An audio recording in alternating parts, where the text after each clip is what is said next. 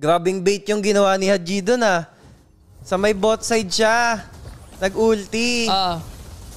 Parang ang mindset tuloy is pa-bot. Pero hindi sa bot. Pero ginawa nila pa-top pero nasa bot side siya. Gets. Galing ah. Kaya hindi na-anticipate ni Plop. Pero naka-plating din, parang wala lang Parang din. wala lang din. Pero gusto ko yung analysis mo dun ah. Hindi ko napansin yun eh. Uy, alam ba nilang walang ano? Ay hindi, ano lang. Silip lang. Uy, Super Yoshi. Wala, na-burst! Na-burst yun. Dalawang tank, back siya, badam. Hindi pa nag-SS si Kyle dun ah. Hindi pa nag-SS si Kyle. Ito Super Yoshi. Hanap ng vision. Nakita si Ogwen. Sisipa ba? Ayun, sinipa na nga po. Kaya bang ma-burst? Uy! Ayun, na-burst. May gante. Kasi si Haji nadikitan din. Ay, ang ganda yung slip-flop. 2-man. Ay, walang tinamaan si Super Makmak. Patay. Grabe yung clash. Panalo Omega. Panalo nga Omega. Panalo Omega. Kahit ang ganda ng SS ni Flop doon, wala palang follow-up na damage kasi hindi rin tumama yung SS ni Super Marco. Pati naka-back siya lang sila eh. Kaya kahit na 2-man swipe ni Flop, wala naman damage. Oh my God. 3.9. What's happening with Falcon?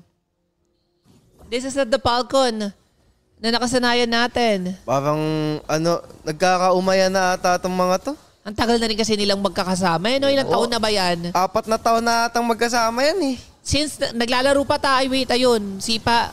Kaso na-cancel. Ogwen, naipit. Super Yoshi. Ay wala, Super Makmak. Pero wait, nandiyan na si Ryzen. Ay, hindi pala sumunod si Ryzen. Uy, grabe si Flop. Pumasok sa loob. Galit si Flop. Sabi nila, anong umay-umay? Walang umay-umay dito. Joke lang pala, joke lang yun. Malakas pa rin pala. Nagising bigla. Ryzen wala kasi dun eh, no? Wala si Ryzen na, ang layo niya. Siya yung pinakamataba sa Ayan din yung isa sa mga mga na hindi napapansin ng mga pro teams natin. Dapat kung sino yung may pinakamalaking golded kayo, doon yung i-try mag-clash, try nyo i-maximize yung golded na yun. Yan na, gagawa ng play.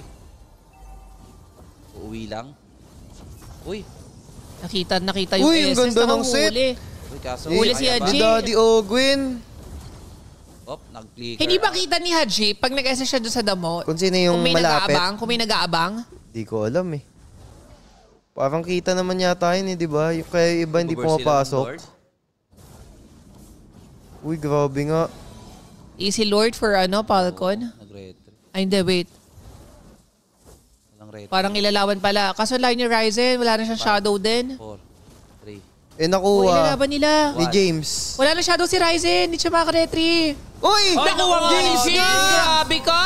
Wow! Ay, ubus ang Falcon? Ba? Hindi, umihit pa si Marco. Hanggat boy si Marco. May shadow na si Ryzen ha. Grabe si James. Paano nakuha yun ng labo-labo? Ang aga ng retry. Ayun lang. Ang taba ni Ryzen. 3-0-3. Grabe si James, pumasok oh. Sabi niya, poprotektahan ko si Lord. Poprotektahan ko yung Lord. Kasi linggo ngayon. Linggo ngayon. Malakas yung talon niyan. Basag oh. Ay, parang ina-rundown na. Ina-rundown sila. Dumaan lang. Dumaan lang. Pero parang magandang i-rundown na. Kasi ang layo naman ni Ryzen.